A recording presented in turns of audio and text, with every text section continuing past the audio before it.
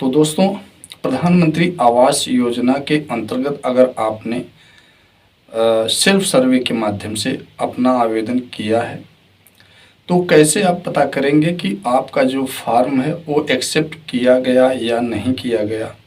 आपके फॉर्म को अनुमोदन के लिए ज़िले पर भेजा गया या नहीं भेजा गया। तो इसी की जानकारी आज मैं आप लोगों को इस वीडियो के माध्यम से देने वाला हूं।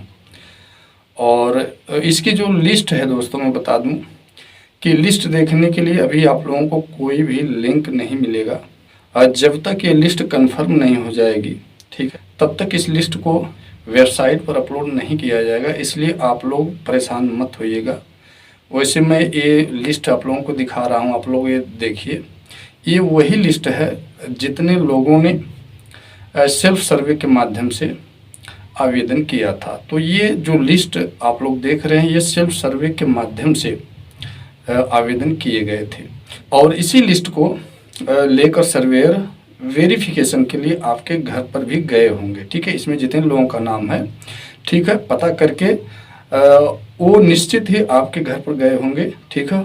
आपकी वो स्थिति देखे होंगे कि आपने फॉर्म भरते समय जो डिटेल भरा है उससे मैच कर रहा है या नहीं कर रहा है। तो दोस्तों, आप लोग इस वीडियो से बने रहेंगे कि मैं पूरी जानकारी आप लोगों को देने वाला हूं कि आप कैसे पता करेंगे कि आपका फॉर्म जो है अनुमोदन के लिए यानी उस लिस्ट में रखा गया है कि नहीं, यानी अनुमोदन के लिए उसे जिले पर भेजा गया या नहीं भेजा गया, ठीक है। तो दोस्तों, जिन लोगों का नाम अनुमोदन के लिए जिले पर भेजा जाएगा और लिस्ट में उन्हीं लोगों का नाम फिर जो है ग्राम पंचायत में जो खुली बैठक होगी उसमें आएगा, ठीक है। और जिन लोगों का नाम नहीं भेजा गया होगा, ठीक है, वेरिफिकेशन के बाद, तो उन लोगों का नाम उस लिस्ट में नहीं होगा। तो अगर आपने आवेदन किया है सेल्फ सर्वे के माध्यम से या सर्वेयर के माध्यम से आपने आवेदन करवाया है, तो आपको आज मैं बताऊंगा कि कैसे आप पता करेंगे कि आपका फॉर्म एक्सेप्ट किया गया है या नहीं किया गया है। तो दोस्तों, जब आपने फॉर्म को अप्लाई किया, ठीक है, तो अप्लाई करने के बाद आपने उसका डाटा भी अपलोड कर दिया। तो डाटा अपलोड करने के बाद वो कहाँ पर जाता है, तो मैं तो इसके पहले भी बता चुका हूँ कि ज्यों ही आप डाटा को अपलोड करते हैं तो वो पूरा डाटा जो है, आपका पूरा डिटेल जो है आपकी ग्राम पंचायत में जो सर्वेयर नियुक्त किए गए थे, ठीक है, उनके यहाँ पहुँच जाता है। और जब वो मोबाइल ऐप को लॉगिन करते हैं, ठीक, अपने आईडी और पासवर्ड से, तो वहाँ पर उन्हें देखने को मिलता है कि कितने लोगों ने सेल्फ सर्वे के माध्यम से आवेदन किया है, ठीक है। तो दोस्तों, उसके बाद क्या होता है कि वही सर्वेयर जो होते हैं, ठीक है, वो आपके घर पर विजिट करेंगे, ठीक है, वेरिफिकेशन के लिए, क्योंकि अभी भी वेरिफिकेशन का कार्य चल रहा है, 31 जुलाई तक चलेगा, ठीक है। उसके बाद ही ये लिस्ट कंफर्म होगी कि हाँ, इसमें कितने लोगों का नाम जो है वो रखा गया है, कितने लोग पात्र पाए गए हैं, ठीक है। तो दोस्तों देखिए, अब तो इसका आवेदन नहीं हो रहा है, ठीक है। ऑनलाइन आवेदन जो चल रहा था वो बंद हो गया, डेट उसकी ख़त्म हो गई। तो अब वो पूरी लिस्ट वो प्रिंट करवा के, ठीक है, और वो लेकर जो है आपके घर पर गए होंगे, ठीक है, आपके घर की स्थिति देखे होंगे, ठीक है, आपके घर का फोटो लिए होंगे, कुछ पूछे होंगे, ठीक है।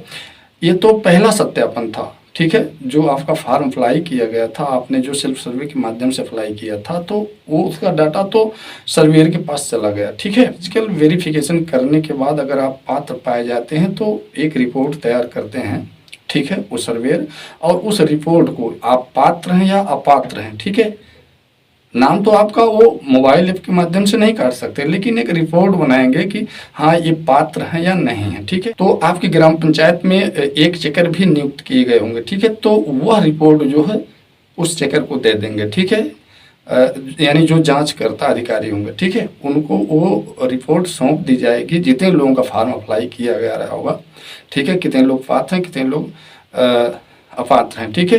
तो जिन लोगों को पात्र पाया जाता है तो वो सारी लिस्ट जो है, ठीक है, वो पूरी लिस्ट जो है उस चेकर को सौंप दी जाती है, ठीक है, क्योंकि ब्लॉक स्तर से जो चेकर नियुक्त किए गए होंगे आपकी ग्राम पंचायत में, उन्हीं को वो लिस्ट सौंप दी जाती है। और वो फिर भी आपके यहाँ जो है सत्यापन करने के लिए आते हैं, ठीक है। तो दोस्तों, ये जो चेकर आपके घर का सत्यापन करने के लिए आते हैं तो पूरी लिस्ट नहीं लेकर आते हैं। जिन लोगों को अपात्र घोषित कर दिया जाता है सर्वेयर के माध्यम से, ठीक है, तो उनकी लिस्ट को वो नहीं लेकर आएंगे।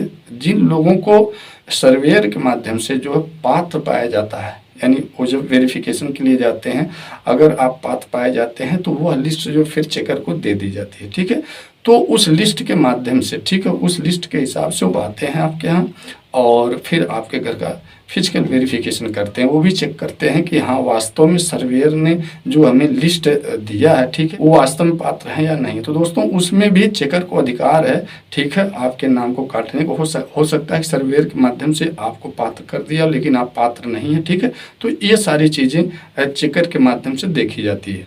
तो दोस्तों देखिए, अब आप कैसे पता करेंगे कि आपका नाम जो है उस लिस्ट में आया है या नहीं आया। ठीक है, तो दोस्तों देखिए, पहली बार जो सर्वेयर जो फिजिकल वेरिफिकेशन के लिए जाता है गांव में, ठीक है, तो उसमें तो जितने लोग सेल्फ सर्वे के माध्यम से आवेदन किए होंगे वो सबके घर पर जाएंगे, वो कन्फर्म है। क्योंकि जब तक आपके घर का फोटो नहीं लेंगे तब तक वो उसकी रिपोर्ट नहीं वो लगा सकते हैं। ठीक है, तो दोस्तों इस तरह से सर्वेयर जब आपके घर का वेरिफिकेशन करते हैं, सत्यापन करते हैं, तो आपको तो ये बताएंगे नहीं कि आप पात्र हैं, आप पात्र हैं। ठीक है, आपके घर की स्थिति देखकर वो चले जाएंगे। ठीक है, लेकिन इसके बाद जब वो रिपोर्ट सौंपेंगे, ठीक है, चेकर को, यानी फिर जब वो जांचकर्ता अधिकारी को रिपोर्ट दी जाती तो फिर आपके ग्राम पंचायत में आते हैं, आपके गांव में आते हैं। ठीक है, तो दोस्तों यहीं से आप पता कर सकते हैं कि आपका नाम जो है सर्वेयर के माध्यम से काटा गया है या नहीं काटा गया है। ठीक है, आपको पात्र घोषित किया गया है या नहीं किया गया, आप इसी से पता कर लेंगे।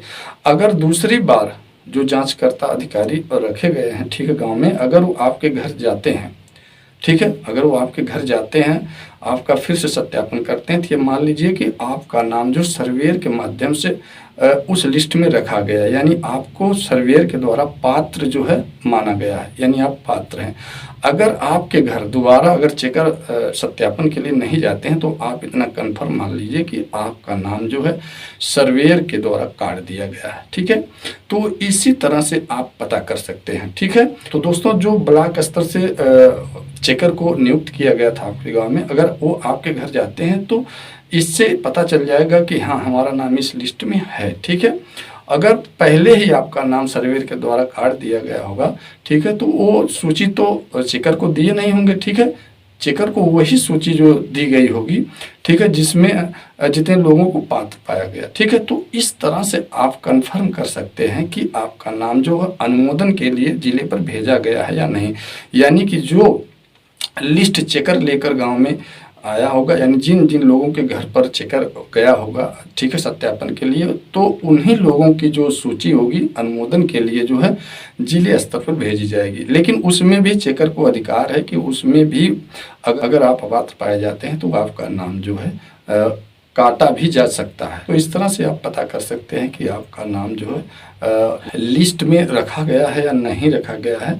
तो दोस्तों अभी तक तो यही तरीका है। ठीक है, और इसके बाद जब लिस्ट पूरी तरह से तैयार हो जाएगी तो आप लोग खुद ही ऑनलाइन अपने मोबाइल से घर बैठे ही जो है उस लिस्ट को देख सकते हैं। ठीक है, कि हाँ इसमें कितने लोगों का नाम जो है अनुमोदन के लिए भेजा गया था, किन किन लोगों को इसका लाभ मिलने वाला है। तो दोस्तों अगर ये वीडियो आप लोगों को पसंद आई हो तो एक लाइक जरूर कर दीजिएगा और चैनल को भी सब्सक्राइब कर लीजिए ताकि आने वाली हमारी नई वीडियो का नोटिफिकेशन आपको सबसे पहले मिल सके। तो आज के लिए बस इतना ही, नमस्कार।